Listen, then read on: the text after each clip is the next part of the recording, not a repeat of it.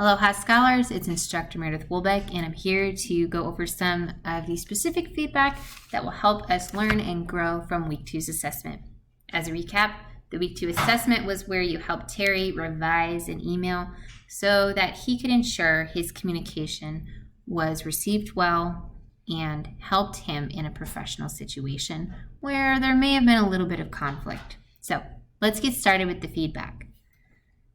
First, it's important when we review this assessment to know what exactly was the goal of the assessment. The specific goal was that students needed to have a way to demonstrate that they could meet outcome 1 of our class. That is to use academic and professional tools to communicate electronically. Email may seem like a basic skill, but understanding the professional norms, the professional tools, and the communication theory behind a good email is what we're studying. So if you completed the assessment, you showed that you could meet outcome 1, that you could identify a professional email and you could explain in an academic way why the email was professional. Now, in the assessment, you were asked to do 2 things. Rewrite Terry's email and then explain your revisions. Each of these were worth a particular amount of points.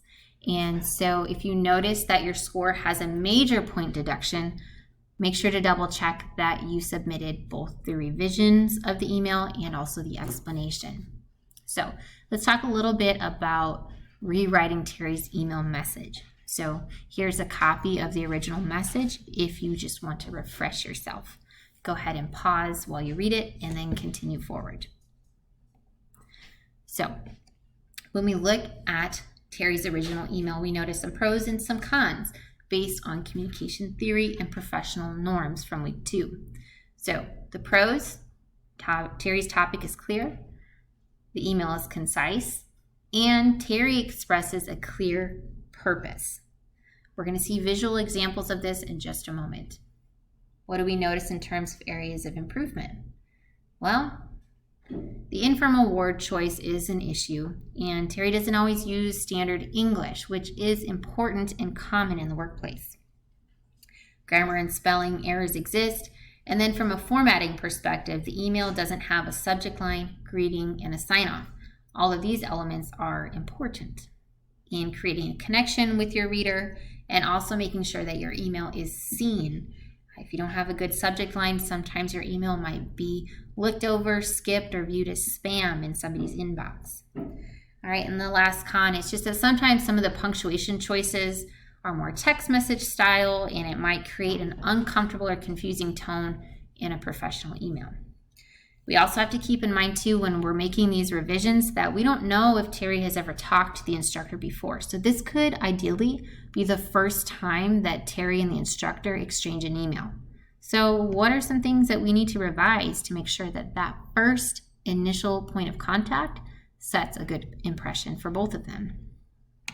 So that visual example that I promised you of the pros, Terry did some things well that reflect professional norms, such as in yellow here, we see that his topic was clear right away. The email is concise. We always want our emails to be concise unless there's a reason for them to be long. If there's a reason for your email to be long, then we'd want to make sure that Terry chunked his content of the email by topic, but that's not the case here. So good job, Terry, in keeping it concise. Then last, something else he does well is that the purpose is clear. Now, wouldn't be an assessment if we didn't have areas to revise, right? So at this point, here's a visual example of some of the cons. I highlighted them in red, and all of these red highlights reflect that cons list we talked about, the missing parts of the email, the missing grammar and punctuation and capitalization, the wording that might be a little too informal and that could potentially lead to a disrespectful tone, or just at the very least a confusing tone. Okay.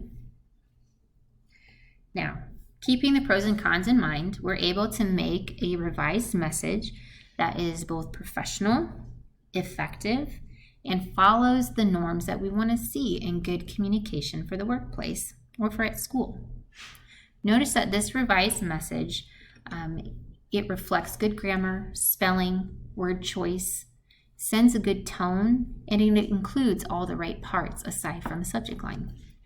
Go ahead and take a moment to pause and review this one example of a revised email that Terry may have needed to use in place of his original one.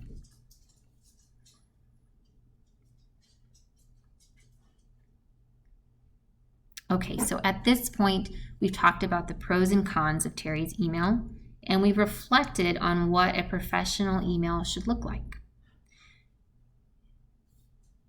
The next part of the assessment would be that students were asked to explain their revisions.